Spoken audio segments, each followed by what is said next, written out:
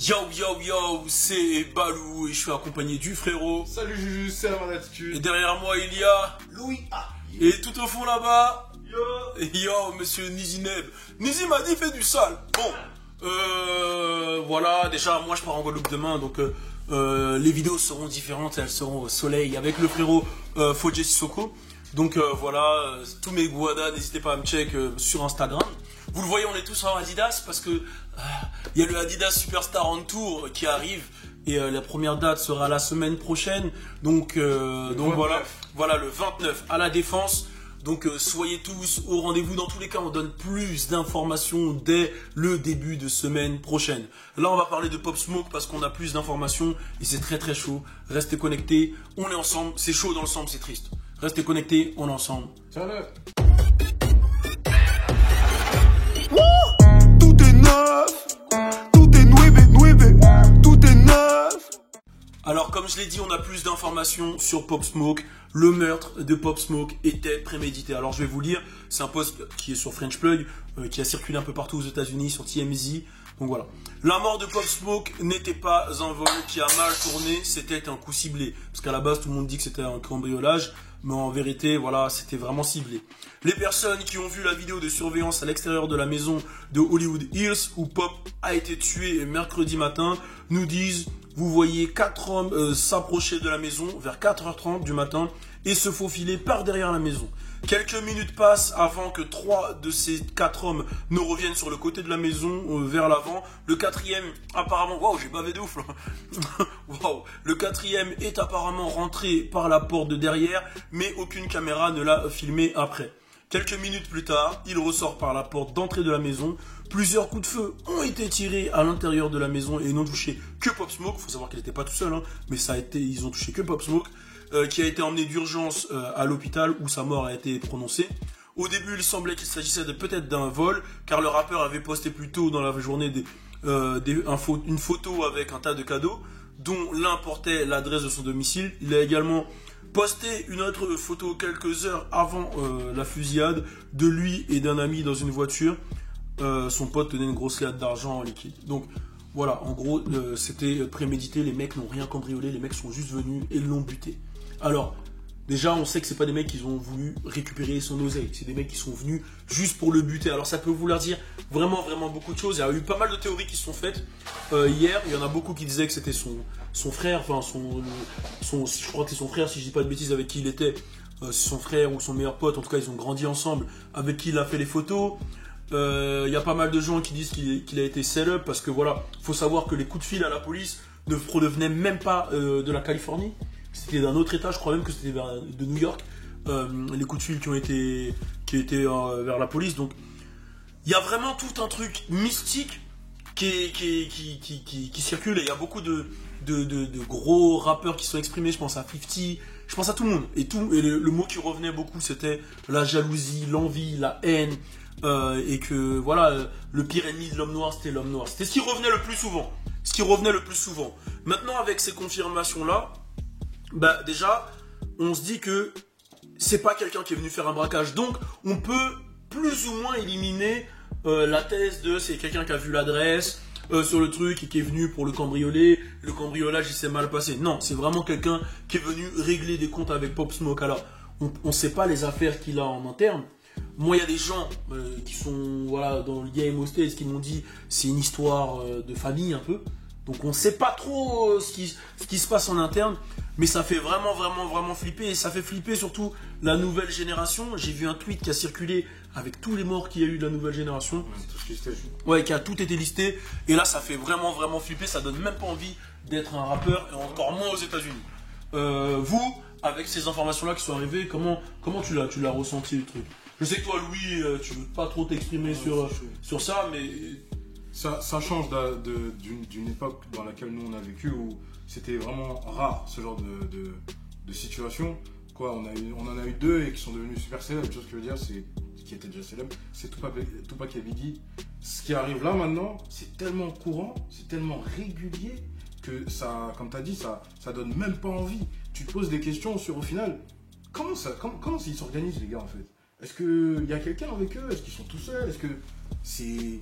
Ça, en fait, c'est des stars, tu vois ce que je veux dire? Ils ont de l'argent. Pourquoi ça leur arrive aussi souvent de se faire buter par des mecs de manière comme si c'était un peu n'importe qui, tu vois ce que je veux dire? Et justement, pour rebondir sur ce que tu viens de dire, il y a Blueface qui a réagi, et ça a fait un peu polémique.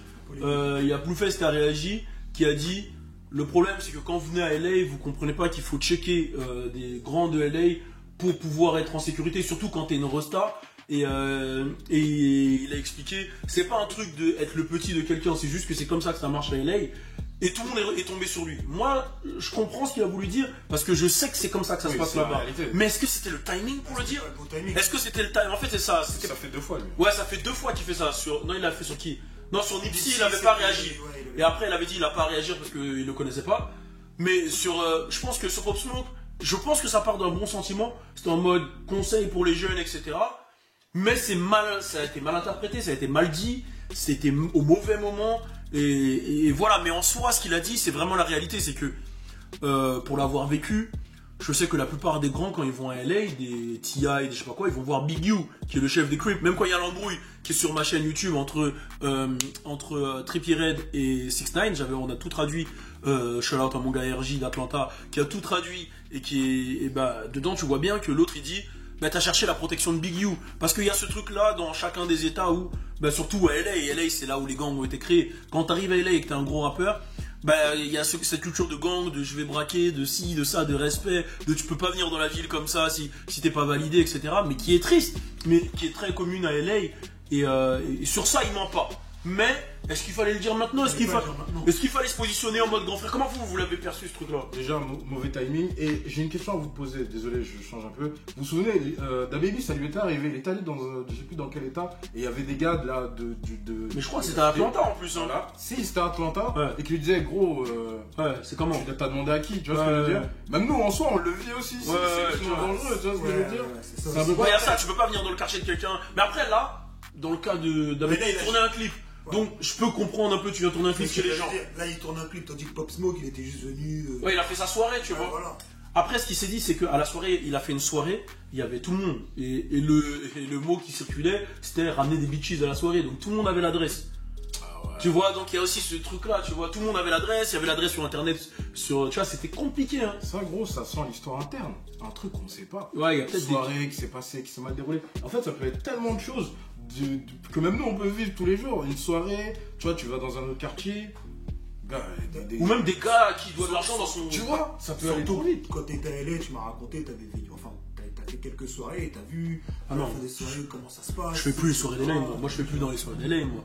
Les soirées, si c'est pas, même, vas-y dans un club, vas-y c'est cool, et encore, même dans un club c'est compliqué. Mais non, moi les soirées d'LA, comme ça, là dans les apparts. Moi j'ai pas, chaque fois que j'allais à LA, moi j'allais pas vraiment en soirée. Ouais. On me disait soirée, je disais non, avec ce qu'il m'a raconté là-bas, calme. Non, je suis pas fanatique des soirées à LA. Bon, après il était dans les Hills, donc je pense qu'il s'est dit, c'est comme quand les mecs ils arrivent sur les champs. Tu vois, ils sont à Paname, vas-y, personne n'a rien à faire. Ouais, t'es dans les Hills, c'est comme si t'étais sur les champs de là-bas. Tu te dis pas qu'il y a des mecs qui vont venir te fumer, tu vois. Mais t'es quand même à LA, frère. Et comme il a dit, c'est vrai qu'il a dit, les gens ils croient que LA c'est des palmiers, c'est la chaleur et tout. Mais gros, LA c'est la rue, il y a les watts, c'est chaud LA, hein, tu vois. Comme partout en vrai, comme à Chicago, comme à ceci, comme ici, même dans le 9-3, il y a Marseille, etc. Mais le truc c'est que LA c'est vraiment la culture des gangs. Et il y a un truc que les gens ne comprennent pas, c'est que cette culture des gangs, là-bas ils la vivent vraiment. Moi je trouve ça un peu abusé, tu vois, mais ils la vivent vraiment, tu vois. Après, moi je comprends tout ça, mais je trouve juste que Blueface il a dit vraiment au mauvais moment. Au mauvais moment, mauvais timing, ça je suis totalement d'accord. J'ai vu, il y a des mecs de New York qui ont réagi en vidéo, ça part un peu dans tous les sens. Et même moi, quand j'ai vu le message, je me suis dit, ouais, je suis fucked up là. Ouais, genre, gros. Mais il y a beaucoup de gens qui ont dit, il a raison. Le deuil, faut laisser le deuil, tu peux pas réagir comme ça. Il aurait peut-être dû réagir après en interview si on lui pose la question, tu vois. Ouais. Ça aurait été logique, mais là, le mec il vient de mourir. Ouais, moi je suis le gars de Pop Smoke, je vais vouloir fumer bouffer. Je dis ouais, je prends pour qui? En mode il nous donne des conseils, en mode on aurait dû. C'est quoi en fait? Tu reproches quoi à notre équipe? Tu vois, c'est un peu ça en fait. Il leur dit ouais, les gars. Tu vois, sur ça il a fucked up. Genre c'est comme s'il mettait la mort de Pop Smoke sur leur dos, tu vois. Ouais, c'est un peu ça, ouais. Sur le dos de leur alors que je comprends le message qu'il veut dire en fait. En soi, c'est vrai. Mais il est très maladroit ce mec. C'est là que je voulais en venir, c'est qui fait ça? Qui organise comment? Parce que ça c'est un truc qui est logique. Si, je sais pas, Balou il vient dans le quartier où j'ai beaucoup de membres de ma famille, je sais que c'est ce bœuf. Gros, je préviens. Du coup, je comprends ce qu'il dit. Mais je vais pas faire ça comme ça. Mais en fait, moi, je t'ai dit, je pense vraiment Pop Smoke, même, tu vois, bon bref, quand il va à la Fashion Week, il est dans ses trucs. En fait, les mecs, ils se disent... Je sais même pas s'ils se rendent compte que c'est une superstar, tu vois. Il doit le voir forcément sur son compte en banque, sur sa nouvelle vie. Mais gros, il est parti dans les hills. En fait, ça lui est tombé dessus. Ouais. Tu vois, il n'était pas préparé comme, par exemple, Offset aujourd'hui. Il était avec lui, t'as vu comment il était prêt. Pop Smoke, il n'était pas préparé. C'est comme un petit gars de la street qui va percer du jour au lendemain. Il n'est pas préparé à ça, donc il fait ses trucs comme il le faisait avant. Il n'a pas encore le recul. Totalement. Ou pas. Moi, je pense que c'est ça, tu vois. Totalement. En tout cas, je pense qu'on a dit un peu tout ce qu'on avait à dire sur le sujet, mais c'est vraiment terrible. Et encore une fois, rest in peace Pop Smoke. N'hésitez pas à dire ce que vous avez pensé, justement, de la réaction de Blueface, de tous les sujets dont on a abordé. Et voilà. Je pense que je vais essayer, ça va peut-être être la dernière vidéo sur Pop Smoke, à moins vraiment qu'on apprenne qui l'a fait, qui est le meurtrier, mais je vais plus m'étaler sur cette vidéo. C'est juste que la première, on l'avait fait à chaud quand on venait d'apprendre la nouvelle et on n'avait pas les informations, donc on a vraiment parlé du ressenti de Pop Smoke. Là, il fallait quand même expliquer le pourquoi du comment, c'est le but de la chaîne. Donc voilà, force à vous, on est ensemble. Turn up. Tout est nouveau concept, nouveau concert sur le CV. Tout